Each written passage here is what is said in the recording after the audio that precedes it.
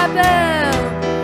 Non, je n'aurai pas peur devant les défis de chacun. Je ne serai pas découragée, car Dieu est toujours, toujours, toujours, oui, toujours à mes côtés.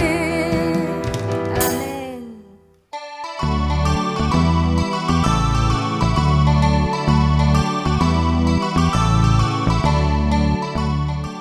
Est-ce que tu te souviens de l'histoire que je t'ai déjà racontée de Jésus qui a donné à manger à toute une foule grâce à un petit garçon qui avait des pains et des poissons?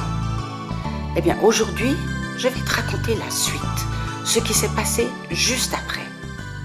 La nuit est tombée. Les amis de Jésus décident de rentrer à la maison, c'est-à-dire de traverser le lac avec leur barque, et ils disent à Jésus, « Viens, on y va, on rentre. » Et Jésus dit, « Mais allez-y, je vous rejoins plus tard. Rentrez à la maison. Moi, je m'occupe de renvoyer les gens chez eux, et puis je viens, je vous rejoins. » Il oblige ses amis à monter dans leur barque, et lui retourne vers les gens et leur dit, « Eh bien, voilà, maintenant vous pouvez rentrer chez vous. » Et puis Jésus monte sur la montagne pour être tranquille, pour être tout seul. Il fait nuit.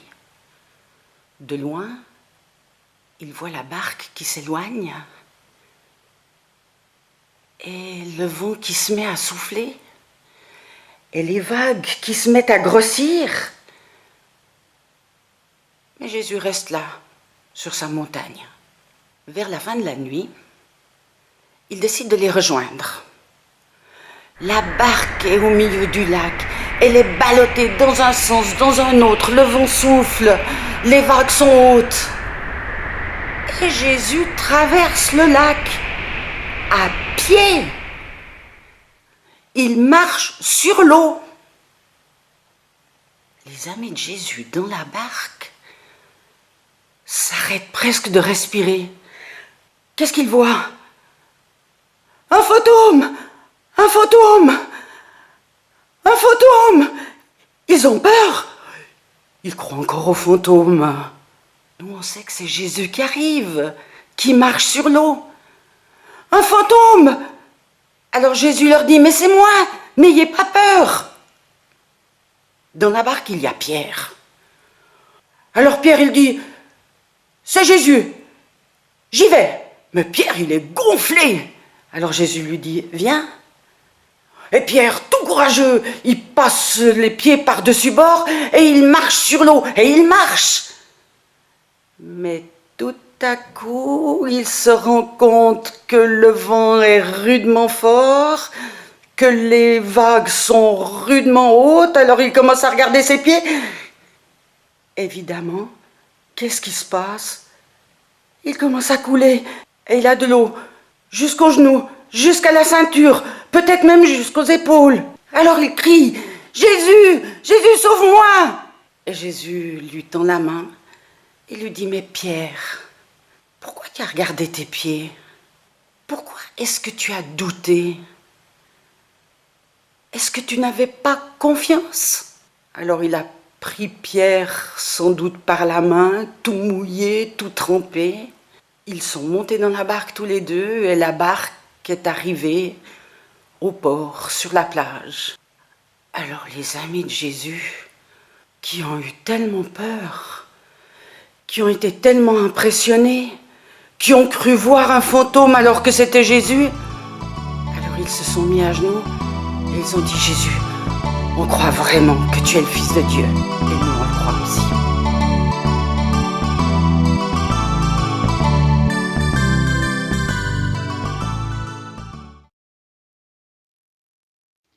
Dans l'histoire que tu viens d'entendre, on peut encore remarquer la grandeur et la puissance de Dieu. Au début, les amis de Jésus se retrouvent seuls dans une barque au milieu d'une tempête. Et Jésus les rejoint en marchant sur l'eau. Te rends-tu compte? En marchant sur l'eau? C'est incroyable tout de même ce que Jésus est capable de faire. Cette histoire de tempête me rappelle une autre histoire de la Bible. Je ne sais pas si tu la connais. Cette fois, Jésus, lui, est aussi dans la barque avec ses amis. La mer et le vent se déchaînaient ce jour-là. Les amis de Jésus étaient paniqués, mais Jésus, lui, dormait simplement dans un coin. Les amis de Jésus allèrent le réveiller. Alors Jésus se leva et s'adressa directement au vent et à la mer. Il dit « Silence, tais-toi » et tout à coup la mer et le vent se calmèrent. Dans ces deux histoires, on peut voir à quel point Jésus contrôle toutes les forces de la nature. Cela nous montre à quel point Dieu est tout-puissant. Rien, mais rien ne lui est impossible. En plus de la toute-puissance de Dieu, cette histoire nous montre aussi à quel point son amour est immense. Au début, les amis de Jésus sont dans leur barque seuls au milieu de la tempête. Mais Jésus sait tout, il sait qu'ils sont dans une situation difficile.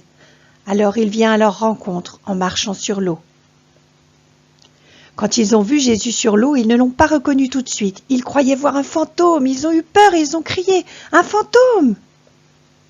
Mais Jésus, lui, les rassure, les calme. Chaque jour, Dieu est là, à tes côtés. Et il ne faut surtout pas oublier que Dieu t'aime, il ne veut pas te laisser dans la peur. Mais qu'est-ce que Dieu attend de nous? Au début de l'histoire, Pierre était courageux, téméraire, il est allé facilement à la rencontre de Jésus sur l'eau. Il a eu confiance en Jésus tout de suite. Mais tout à coup, Pierre a regardé ses pieds. Il s'est rendu compte de ce qu'il faisait et il a commencé à avoir peur, à s'enfoncer. Il a commencé à douter. Jésus, lui, est toujours là aux côtés de Pierre pour le soutenir et l'encourager. Au début, il l'appelle en lui disant « Viens !» Ensuite, il est là pour le sortir de l'eau et le ramener à la barque.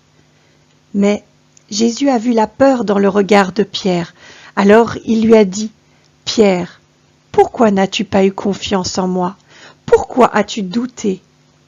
Voilà ce que Dieu attend de nous, qu'on lui fasse confiance, pleinement confiance. » Peut-être te souviens-tu d'avoir vécu une situation où tu as eu très très peur. Comme par exemple, tu t'es perdu au milieu de la ville ou tu as perdu tes parents dans un supermarché. Ou encore, le soir, dans ta chambre, ton imagination te joue des tours et tu crois qu'il y a un monstre sous ton lit ou un fantôme dans ton placard. Peut-être encore es-tu effrayé par les bruits de l'orage ou le grondement du tonnerre. Ou quand un gros chien te fonce dessus ou qu'une araignée vient s'inviter dans ta chambre.